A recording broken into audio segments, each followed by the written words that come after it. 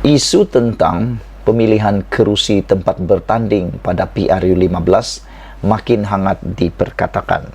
Kalau baru-baru ini, isunya adalah tentang Khairi Jamaluddin, di mana beliau akan bertanding. Kali ini pula diserang Anwar Ibrahim. Di mana Anwar nak bertanding? Baru-baru ini Anwar dikaitkan akan bertanding di Ampang, tetapi Anwar telah menafikannya. Walau bagaimanapun, ada satu lagi perkara yang menarik apabila satu laporan menulis kenapa Anwar keberatan nak lawan Zahid di Bagan Datuk. Aku fikir Anwar tak akan takutlah lawan Zahid di Bagan Datuk. Dan yang perlu takut ialah Bagan Datuk. Kerana aku fikir mana-mana pun Anwar pergi, beliau tidak semestinya beliau menanglah, tidak semestinya Anwar akan menang, sebab perkara itu sangat subjektif. Tetapi untuk takut, buat apa nak takut?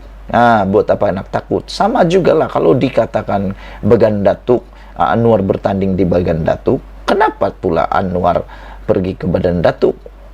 Apa kata Zahid pula pergi ke Parlimen Prediction lawan Anwar di sana? Barulah tahu ini Bagan Datuk pula.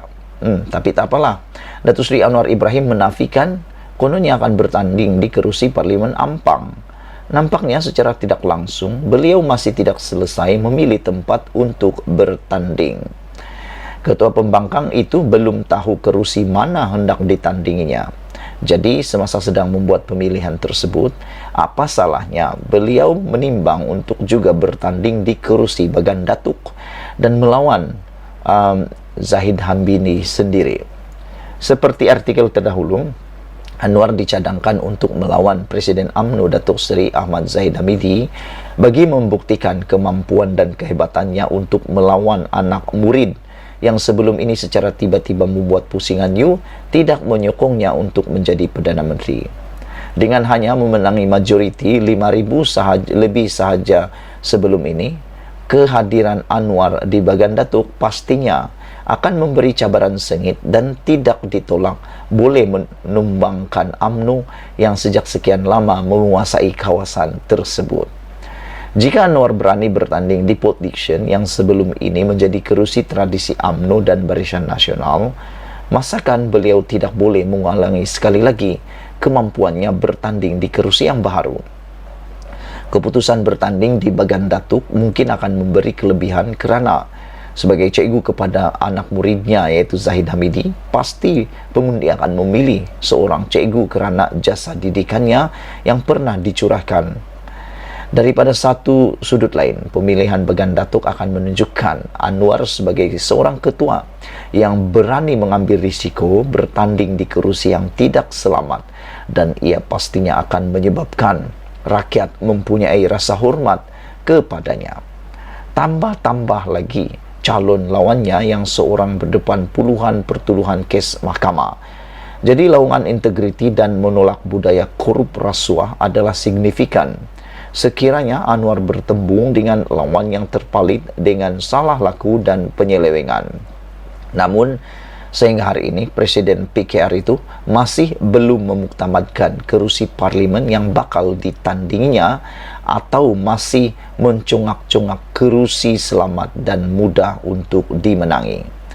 Jika Anwar menolak untuk bertanding di Bagan Datuk, para pengundi sewajarnya perlu lebih berhati-hati kerana tidak mustahil kedua-dua mereka masih mempunyai perancangan di balik tabir seperti yang pernah mereka lakukan sebelum ini. Bukannya rakyat tidak tahu peranan Anwar dan Zahid sebelum ini yang berpakat dalam menjatuhkan kerajaan walaupun semasa sedang berdepan penularan COVID-19.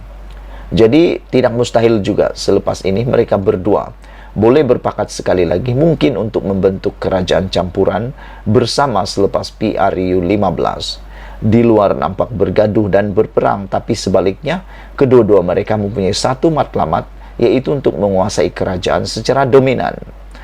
Zahid perlu secepat mungkin untuk mengelak daripada nasib menimpa rakan karibnya Datuk Seri Najib Razak akan berlaku terhadapnya juga. Sementara Anwar pula yang sekian lama mengimpikan jawatan Perdana Menteri pasti tidak mahu peluang dilepaskan sekali lagi. Tetapi Anwar perlu sedar, sokongan daripada blok pembangkang sahaja tidak mencukupi untuk menobatkannya sebagai Perdana Menteri.